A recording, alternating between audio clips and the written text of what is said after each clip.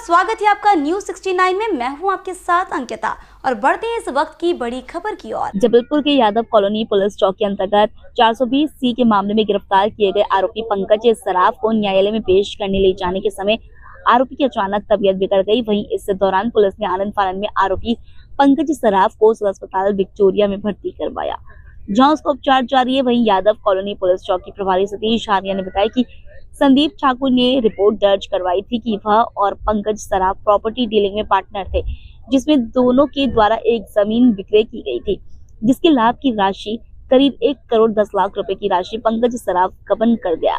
वहीं जांच उपरांत पंकज को गिरफ्तार किया गया, जिसे न्यायालय में पेश करने ले जाया जा रहा था, जिसकी तबीयत बिगड़ गई। वहीं आरोपी को जिला अस्पताल में भर्ती करवाया गया। वहीं अग्रिम कार्रवाई की जा रही है।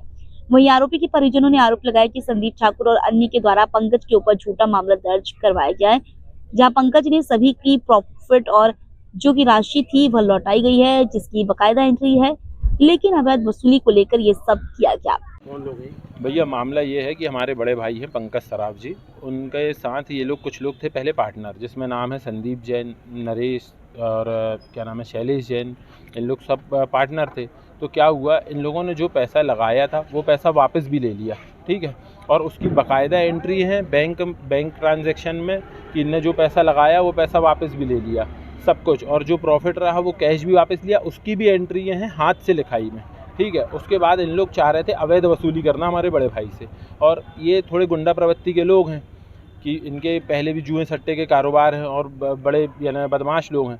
तो इन्होंने हमारे भैया के साथ बहुत बार कोशिश करी एक्सटॉर्शन करने की, लेकिन जब वो नहीं माने तो हमारे भैया को ये थाने से भी ये नहीं पता चला कि एक भी बार इतला नहीं आई कि इनके ऊपर कोई ऐसा केस बन रहा है या कुछ ऐसा हो रहा है।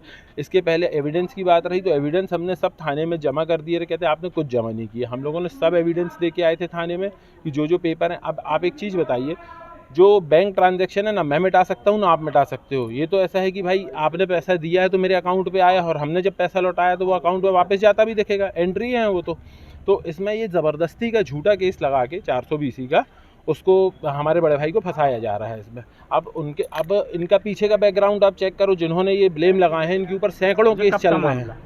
ये अभी आज हम लोग को तो सुबह आज पता चला कि भैया ऐसा हो गया। हमारे घर जब पुलिस पहुंची कि भैया ये ऐसी स्थिति है, आपको चलना पड़ेगा थाने। हम लोग को तो ऐसा कुछ मालूम ही नहीं था, क्योंकि हम लोग इतने दंड फंद वाले नहीं। अब वो आप उनका पीछे बैकग्राउंड देखोगे तो आप उनके ऊपर सैकड़ों केस पाओगे। विक्टोरिया इसलिए आए हैं कि अभी कोर्ट लेके जा रहे हैं, उसके पहले विक्टोरिया लाने का प्रोटोकॉल होगा। लेकिन हमारे बड़े भाई हैं, आज तक कभी उनका किसी उसमें नाम रहा नहीं है, कभी इस मैटर में आए नहीं है, पुलिस के चक्कर में रही नहीं कभी। अब वो लेके आए हैं उनको यहाँ, तो उनकी बीपी बढ़ रहा है, तकलीफ हो रही है उनको शरीर में, अब बेहोशी की हालत में। तो हमने कहा कि भैया डॉक्टर साहब चेकअप कर रहे हैं, ये स्थिति है। आपका नाम? मेरा नाम दीपक सराफ है, उनका छोटा भाई हूँ। क्या समस्या लेकर?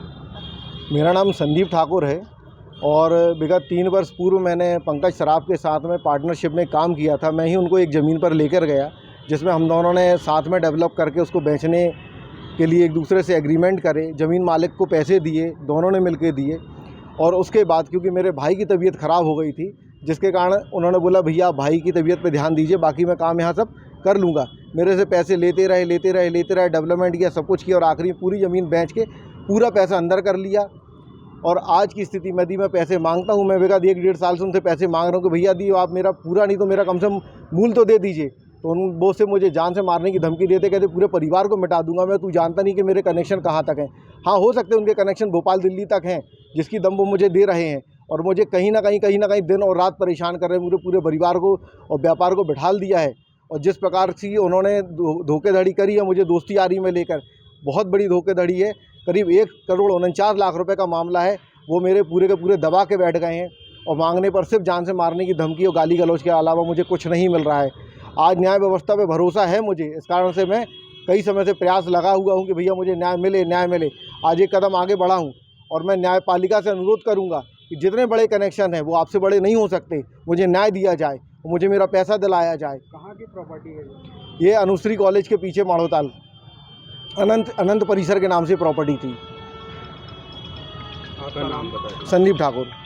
क्या करते हैं आप? मेरा काम भाई साहब है तो रियल एस्टेट का ही काम है, जिसमें मैं सेल, परचेस और कंस्ट्रक्शन का काम करता हूं। और आज इसी के माध्यम से मैं पंकज से मिला था, उसने मुझे दोस्ती यारी में उनका काम क्या है किसी को समझ में नहीं आता है। कभी बोलते मैं रियल एस्टेट में हूँ, कभी मैं बोलता हूँ माइनिंग में हूँ। बड़े लोग हैं, बहुत सारे काम हैं उनके, लेकिन है सब धोखाधड़ी वाले काम, इसके अलावा कुछ नहीं है। पेमेंट चेक द्वारा दी थी, कैश दी थी, कैसे? कुछ पेमेंट मेरी चेक है, कुछ मेरी कैश है, और हर चीज़ के मेरे पास एविडेंस है, एग्रीमेंट है, जिसको मैं बाकायदा थाने में जमा करा चुका हूँ। और थाने वालों ने मुझे पूरा आश्वासन दिया है कि जहाँ जो हो सकता भैया करेंगे, आपको न्याय दिलाया जाएगा।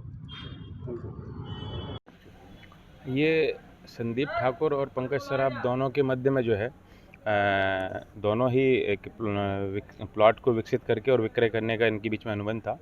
इसमें जो है संदीप ठाकुर के द्वारा शिकायत की गई कि पंकज सराफ के द्वारा 1,49,00,000 रुपए की जो लाभांश की राशि है वो उसको धोखाधड़ी करके और गबन कर लिया गया है।